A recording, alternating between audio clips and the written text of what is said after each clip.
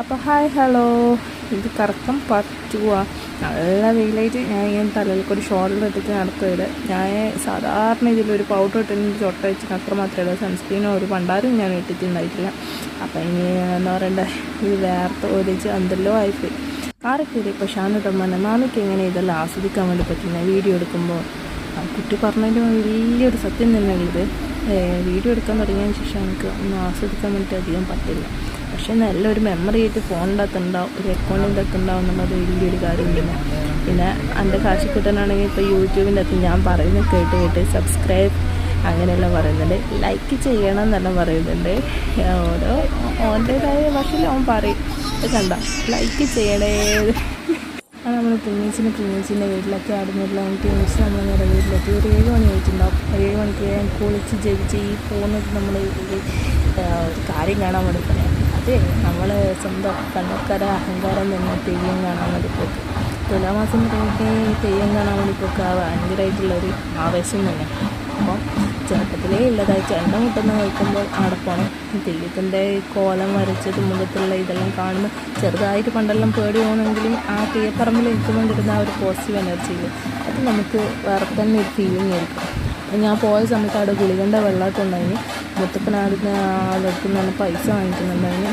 അപ്പോൾ കാശിക്കുട്ടൻ പറഞ്ഞു, അമ്മ നമുക്ക് അമ്പാച്ചിക്ക് പൈസ കൊടുക്കണം, പിന്നെ മുത്തപ്പനോട് വർത്താനം പറയണം എന്നെല്ലാം പറഞ്ഞ്. കാശിക്കുട്ടൻ്റെ ആഗ്രഹമല്ലേ, നമ്മൾ നടത്തി കൊടുക്കാൻ വിചാരിച്ചു.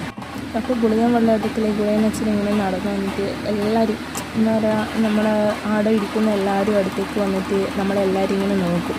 അത് കാണുമ്പോൾ പെട്ടെന്ന് ഇങ്ങനെ നോക്കിയിട്ട് ഇങ്ങനെ ആ ഒരു കണ്ണും മുഖത്തെ ഇതെല്ലാം ചായയെല്ലാം കാണുമ്പോൾ ചെറുതായിട്ടൊരു പേടിയാണ്. പക്ഷെ കാശിക്കുട്ടൻ അങ്ങനത്തെ ഒരു പേടിയോ കാര്യങ്ങളൊന്നും ഉണ്ടായിട്ടില്ല. അവനെല്ലാം ഇങ്ങനെ ആസ്വദിച്ച് നിൽക്കലേ.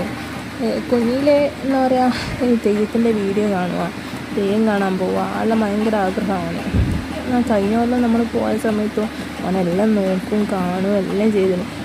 തെയ്യം എന്ന് പറഞ്ഞാൽ കാശിക്കുട്ടനും അതൊരു ആവശ്യം തന്നെ. അവിടുന്ന് കിട്ടിയ പ്രസാദമാണ്. അതിൻ്റെ അകത്തുനിന്ന് എന്തെല്ലോ മമ്പാറിൻ്റെ എല്ലാം കഷ്ണം പൊറുക്കിയെടുത്തിട്ട് തിന്നുന്നുണ്ടായിരുന്നു.